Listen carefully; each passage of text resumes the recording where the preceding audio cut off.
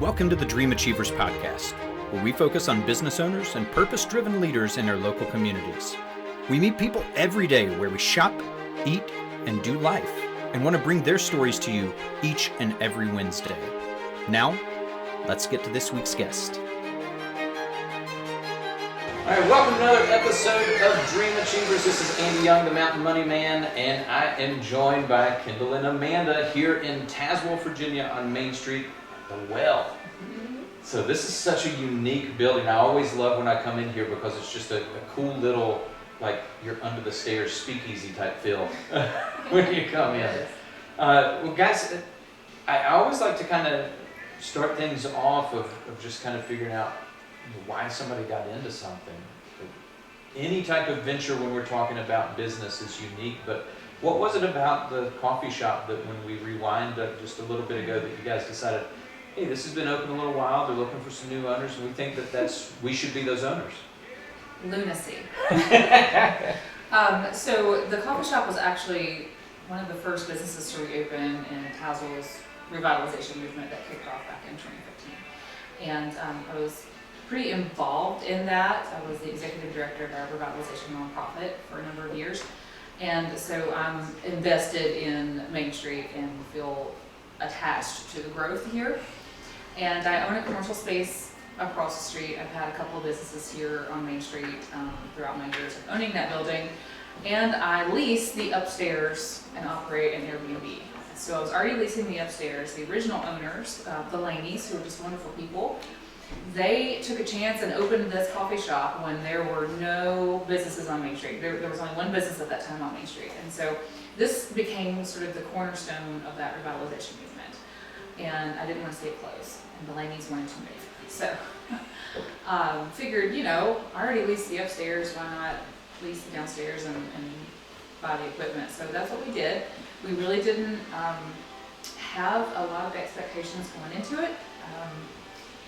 But it sort of took on a life of its own. We just injected our own style and marketing efforts into the business, and it just grew beyond what we had anticipated. And so we went from having one employee when we first bought the business to we had 7 just a short while ago. So Kyndall, my daughter, she is homeschooled and super duper hard worker, and she started working immediately after we took her over here. So she's been here since day one, and has just seen it all evolve and change and grow. And now at this point, aside from this, and my Airbnbs, I'm a grant writer, and I work in economic and community development all over the region, and I do some motivational speaking and workshops for entrepreneurs all over the country. So I'm not here a lot. So Kyndall's been taking care of everything anyway. So this is now pretty much Kyndall's coffee shop. She's sort of in the process of learning how to run everything. She's already taken over all of the marketing and is doing a beautiful job with that. And she's just great with customers and has learned so much. Her entire life has pretty much been a course in entrepreneurship. I've had a variety of businesses, not just here, but everywhere that we've lived over the years. And she started selling slime, actually, when she was in elementary school. She would make slime at home and take it to school and sell it and come home with cash. She's had hustles her whole life. And so she actually started a cleaning business. So she was 15 years old. So she still has that. She's got several houses that she cleans. So she's got a good head on her shoulders. She's very responsible. So I feel really good about the direction this is going to go and handing things over to Kyndall. Well, I think one of the things that is good that you saw with the change, when you have that fresh look at stuff that you're like, okay, what do we keep? What do we maybe change? And one of the things that I noticed that changed was more of a focus on not just that it's a description of the item, but actually show the item, show the picture of what you made. If you say, hey, we're having chicken salad croissant, that's going to be the lunch special. It's like, oh, that sounds good. And then you see the picture and you're like, bam! Right. and everything looks so beautiful in here. You can't take a bad photo in this building. Yeah, you've got great backgrounds. Yeah. But when you see that, Was that something, Kyndall, that it's just kind of like, hey, as you grew up and you saw mom going through and she's like, okay, well, how do I showcase this different item? You know, how do you frame this? How do you go through? Was that something that you took from her, or is it just like, hey, I've grown up always scrolling social media, so I'm used to seeing that? I definitely learned a lot from her, from marketing and all that stuff, and angles. Photo angles are very important in writing. So those things come in handy. Very cool. So when we look at a coffee shop business, any type of restaurant, I know margins obviously aren't huge. It's one of those things that you have to be busy and you have to have, it's just volume that you're going through. What are some of the things that you've kind of learned as you've went through since taking over that's like, hey, here's some different things that we can do to be able to get more people through the door?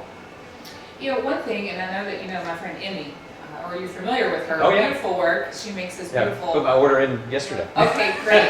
So we have a new delivery of those coming, hopefully today. Billy's supposed to be bringing those by. So she makes, I'm gonna say macaroon until the day I die, because someone corrected me the other day. So Emmy calls them macarons, and they are. That's what they're called. But the common term for it is macaroon, and you know, I'd say 90% of the population says macaroon. So I'm gonna keep saying that. Anyway, Emmy makes these beautiful macaroons, and they're works of art. And she makes these bonbons, and they're just beautiful. And so we brought those in about somewhere around Christmas, and they're so aesthetically pleasing to look at and delicious that it brings people in just by seeing the picture alone. And so they come in to buy one of her creations, and then they always, you know, also get a latte or something else to go with it. So that's been a really good move for us. We don't make a ton of money on her treats because, you know, there's not a lot of profit margin there, but it's okay because so many people come in, and also it's just a really great marketing tool because once we put those pictures out there, everyone goes crazy about them. So I don't think that it's always all about your profit margin. Yeah.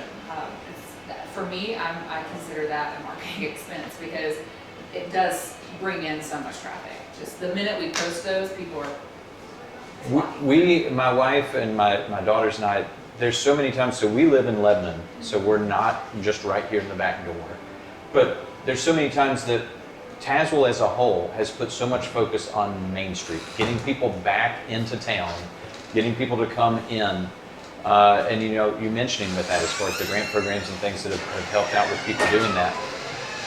I always use this as kind of like the measuring stick for other communities between Tazewell and St. Paul that have done so much of trying to bring people back into town. I'm jealous of it, you know, for me, when I see the beautiful architecture of the buildings and things that were saved that we didn't save in Lebanon. And that, you know, when you drive through Main Street, we see, you know, cardboard up on windows and paper, not businesses that are open. With that, what is it? Just a difference in mentality of people that they're like, we're saving this downtown at all costs? That's what happened. We looked around in 2015 and we saw blighted buildings and we saw vacant buildings and a couple of attorneys and a bank, and that's all we had. And so we formed a nonprofit, 501c3 called Tazewell Today, and the goal was to focus on revitalizing Main Street. And so we started that by holding events because this is a natural event space. It's beautiful. No one else has what we have to work with here. And before you knew it, we sort of created a destination in conjunction with the development of the Back of the Dragon. Mm-hmm. And then having these events and that influx of traffic coming through created opportunities for people. And this is the line that I tell everyone, every interview I ever do. It inspired entrepreneurship on a local level. Yeah. And so suddenly we saw the coffee shop movement, and we saw the restaurants start to pop up. And we went from having no businesses to suddenly we had 5 full-service restaurants at one time, multiple retail establishments, and we had all this energy and momentum surrounding the town. COVID hit, and we still powered through. We had a town manager at the time who gave me the freedom to be very creative and do things that worked. And so you've probably seen the pictures of the prom that we had on Main Street. You know, I had that prom for the entire county because my daughters happened to be seniors that year, older sisters, and they were devastated. The prom's going to be canceled. And we had gotten our events down to such a science here. I'm like, oh no, Mom's got it. We're going to have a prom, right? And so we set out to raise money, and before you knew it, we had like $11,000 to work with that year to do a prom on Main Street, and it's so beautiful. Yeah. And it was such an attention thing. We got so much positive press because of those beautiful photos, like Amy's macaroons, you know? It was a marketing tool, and so kind of put us on the map by having those types of events. And those events served to support the businesses that were here. We've seen a little bit of a decline in all of that recently. We've lost a little bit of our steam, but I'm hopeful that we can get back on track with it. But as far as preserving the buildings go, in 2020 we also achieved the Virginia Main Street designation, which has been really helpful in facades and helping get some programming and funding in place to support all of those efforts. Lebanon, you got a lot to work with there too. You have a beautiful downtown. It's hilly. Yeah. That might be a little bit of a challenge, but I think you have good bones. Yeah. Yeah, but it starts with getting people together. It's a grassroots effort to establish that nonprofit, and at that time we had so many people who wanted to save our town and save Main Street. Standing room only our first meeting that we had. I mean, everybody wanted to be a part of it, and we did all of that with our own money. We raised the money we had the study done.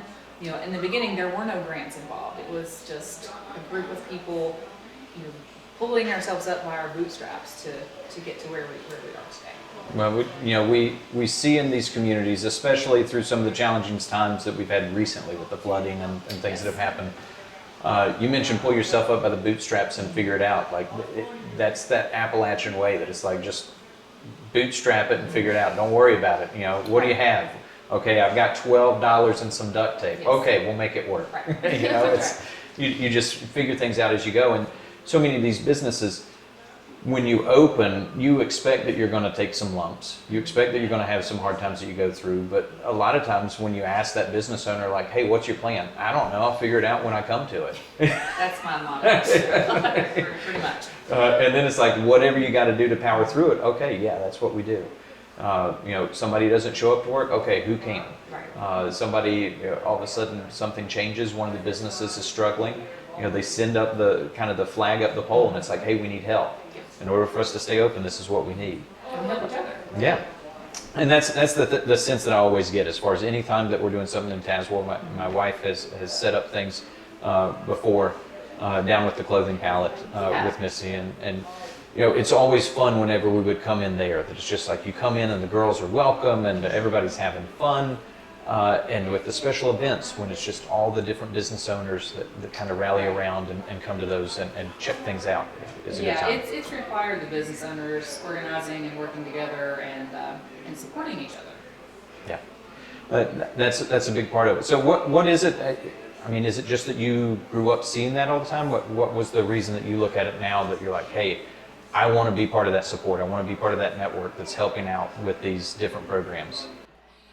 Now, because of all of the successes that we had, and I was very lucky to be in the position I was during that time, and I learned a lot, and I got really good at raising money, and I got really good at downtown revitalization, and so I take that now and work with other communities. So that experience was sort of a springing board for me to launch another business. And so my consulting business is my primary job now. Yeah. So I'm working with the town of Hillsville on their downtown revitalization, consult with Pulaski, and then I have a town in Texas that I'm consulting with on their downtown revitalization, a town in North Carolina. So anyway, it's just sort of been all a great experience for me, and all of the wins that we got here, I take from town to town and tell them how we did it. Give them the playbook and help them do exactly what we did here. Yeah, it's like bring your town back to life for hire. Exactly. Yeah. You want to be able to see that, and I think some of those things you can look at it and say, okay, what are the lessons that we learned that if we went back, what would we have done different? What are some of the things that would make some of the businesses more sustainable? Right. Can we teach some classes for those business owners so that they understand, hey, here's what you need to have up front. Yes, you can probably make it work with less, but for your comfort and peace of mind, and so you don't go crazy, you might want to have this as backup with that. So if we look at the coffee shop in here, what was this room originally? This was a bank. So this building was built in 1889, and there's a really cool photo, a historic photo I'll show you before you leave. It would be a really good shot for you to show. It was the original home, Clinch Valley Bank. And as you can see by the safe, that will be here forever because it weighs 3 tons or something crazy.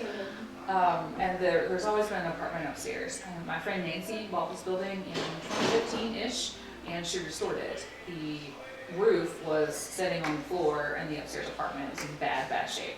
And so she was really one of the first folks to buy property here and invest in renovating it. And she did a beautiful job. It's beautiful, but it was in pretty bad shape when she bought it. Yeah. So, again, there wasn't necessarily a plan in place, but once she started the renovation process, the Laneys happened to be driving by one day, and her wife Venus says something spoke to her and said the well. And so they were inspired from that to open a coffee shop. And this building has been a couple of things. From the time it was a bank, I think it was a couple of banks, and then it became a jewelry store. That was Lemon's Jewelry for a really long time. When I was growing up here, it was Lemon's Jewelry. Okay. And it sat vacant after the closure of the jewelry store until Nancy brought the building back to life. So multiple Yes. years that there was nothing here That's right. with that. Is there any significance to any of the other pieces that are in here as far as the church pew, anything that you know of? The safe is really cool. Yeah. The tin ceiling, that's original. You get a lot of remarks on the ceiling. It's beautiful. The apartment upstairs is also gorgeous. They did a fantastic job renovating the space. That one, it stays pretty booked. I'm always, it's one of those things that when you see that you can take the old bones and make it still usable, because there's not a way to get that back. Right. If someone were to throw up a commercial space now, you couldn't afford to build what it is, number one, and the materials aren't available, number two. It just doesn't exist. You wouldn't put a pressed tin ceiling in. Right. It would just be plain. It's vanilla cookie cutter just all day long, and then you dress it up with the details. Yes. With this, you've got the details, and you're like, what can we have to frame along with it? Right. Which is just, it's a really, really, really cool space with that. You've taken a lot of time and effort and curated things to be able to make it comfortable when people come in. I know when the changeover, there was kind of a shift of the bar and move things around. Any other plans as far as we're coming up on kind of the springtime stuff warming up? Anything that's in the works as far as continuing with the growth? We're going to change our menu up a little bit. The bar here was great for space, but we noticed that no one wanted to sit at it because they were looking directly at this concrete wall. So we actually took the bar out and cut it and made these tables. Okay. And these bases came from Earl's M&E Antiques, which is my favorite place. And we took the bases from some tables he had and put them on the bar and cut it up. It works. No, as far as furnishing goes, I think we've landed to where we need to be with that. You can't fit a ton of people in here, but it works. It's a way, it seems more functional. Yeah. That versus before, if you had like one person that was at the little booth area and then maybe one person over here, that was kind of capped out unless you wanted to look out the window. That's right. Or stare at the wall. We did some rearranging in the kitchen as well. We moved the counter forward, and that created, because when we first started out, we added so many food options that we quickly ran out of space for multiple people to be in the kitchen. We try to have 2 employees here all the time, so and sometimes 3, and it gets a little crowded back there. So we moved that footprint around a little bit, and I think that works. We have hot dogs coming. That's We exciting. do, we have hot dogs. And definitely a lot more cold drinks, refreshers and smoothies and stuff. More desserts too. Yeah. Yeah. If my wife has coffee, she has to have something sweet with it, and vice versa. If you're having something sweet, then you've got to make the coffee. So there's a lot of people that seem to be that way. That it's just the mentality that, hey, if I have that, I need this. It pairs up. What's been your favorite food item that you've added to the menu or kind of revamped? The jalapeno poplar grilled cheese. That is my favorite thing to eat here, 100%. It's been a great seller. Yeah. Yeah, it's so good. I'm going to have to grab one of those. Well, guys, I know that you keep updated on the social media part. So for anybody that's watching that doesn't already follow you to see these beautiful drinks and items just to make you hungry until you can get here, what's the best place to follow you on social media? Our Facebook is definitely, it's Yeah. called The Will Coffee Shop. Yeah. But that's where I post most of our pictures and stuff. Yeah, well, I will share that link down below so that you can see that and be able to get. Well, the nice thing as well is with warmer weather comes the sunny outside, right outside the door with the seating. So I know that's one of the things I'm looking forward to returning is sit back and out and enjoy Main Street with a drink or something to snack on to be able to enjoy from you guys. I think that's kind of wraps everything up as far as being able to share, unless you guys have anything else that's big that's coming up in the near future. But I really appreciate your time being able to share some about the business, the history of the building, and your continued growth plans as we look at this with the well. Thank you. Thank you guys so much. Until next time, this is Andy saying I'll catch you down the road.